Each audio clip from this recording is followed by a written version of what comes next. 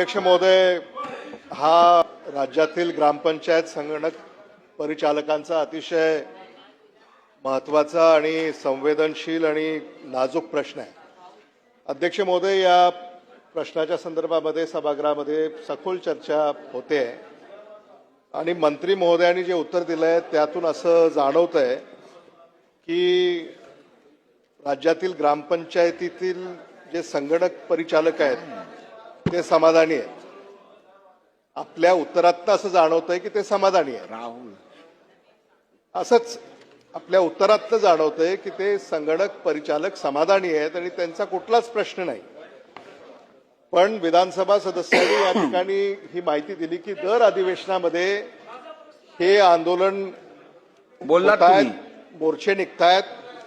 अध्यक्ष महोदय, मंत्री महोदयांना माझी अशी विनंती आहे की महाराष्ट्र सरकार हे अतिशय प्रगतिशील सरकार आहे असं म्हणून आपण संबोधतो. केंद्र सरकारच्या किमान वेतन या नियमानुसार महिन्याला किमान 24,000 रुपये आणि महाराष्ट्राच्या किमान वेतन नियमानुसार 15 ते 18,000 रुपये. अध्यक्ष महोदय, आपण या संगणक परिचालकांना 10,000 रुपये देतोय. मंत्री महोदयांना माझी अशी विनंती आहे की त्यांच्या भावना लक्षात घेऊन, त्यांच्या व्यथा समजून महाराष्ट्र सरकार आणि ग्रामविकास विभाग या संदर्भामध्ये किमान वेतन जे मासिक देय आहे त्या नियमानुसार तरी किमान आपण याच्यामध्ये वृद्धी करणार का, ही माझी आपल्याला या ठिकाणी विनंती आहे आणि हा प्रश्न आहे.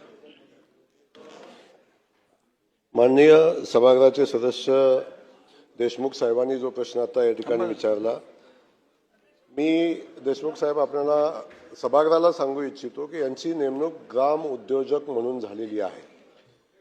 आपण ग्राम उद्योजक म्हणूनच नेमणूक झालेली आहे.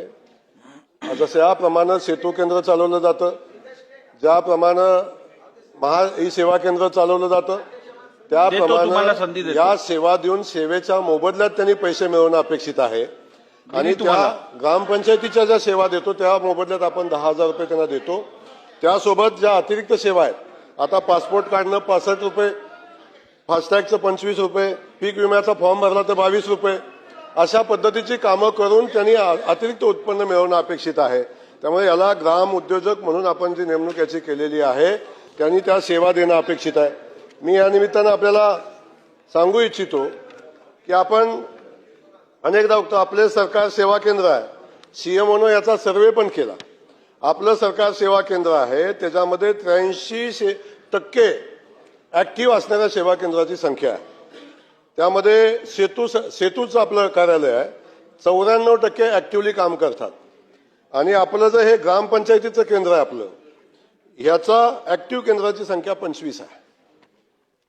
याच्यामुळे हे अपेक्षित आहे, संगणक परिचालकांनी याच्यावर काम करणं अपेक्षित आहे. याच्याकडून ज्या ज्या सेवा देणं, लोकांना जनतेला सेवा देणं अपेक्षित आहे, ते सेवा देणं अपेक्षित आहे.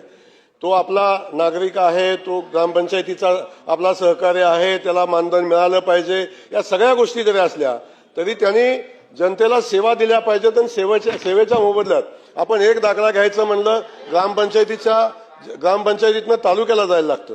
तालुक्याला गेलो, त्याचा जायचा याचा खर्च होतो, तिथं दिवस जातो.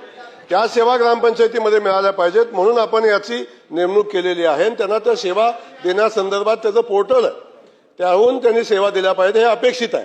त्यामुळे आपण बघतो की या सेवा देत असताना या सगळ्या सेवा ज्या ज्या ठिकाणी दिल्या जातात त्या संगणक परिचालकाला चांगले मानधन, चांगले पैसे मिळतात.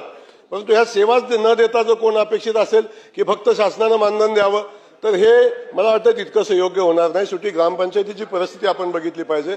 ग्रामपंचायतीमध्ये आपण या लोकांना किती लोकांना आपण पेमेंट देऊ शकतो, पगार देऊ शकतो, याही गोष्टीचं आपण सभागृहानं समजून घेतलं पाहिजे. म्हणून माझी विनंती आहे की या ठिकाणी ग्रामपंचायतीचा संगणक परिचालक हा ग्राम उद्योजक म्हणूनच नेमणूक आहे.